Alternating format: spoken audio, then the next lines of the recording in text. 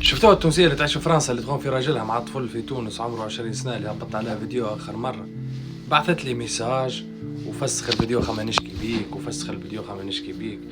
بنت الناس ما نخافش لا منك لا منه هو، الخوف كان من ربي. نحن رانا ننقلوا في الجرائم، ننقلوا في الجريمة كيف ما هي، محتوى متاعنا جريمة. الله غالب سامحونا، مش سامحونا، ذاك هو الالغوريثم في الاول متاع التيك توك، الفيديوهات يعني كي ضربوا في الاول ضربوا فيديوهات الجريمه الكريم، يعني العباد حابه تتفرج، العباد الحاجات هذيك تجيب فيوز يعني بلغه اخرى، فهمت؟ معناها ما نجيش راهو باش نطلب منك السماح ولا باش نبدل المحتوى نتاعي على جالك انت. هو ميساج لها هي والبرشا عباد.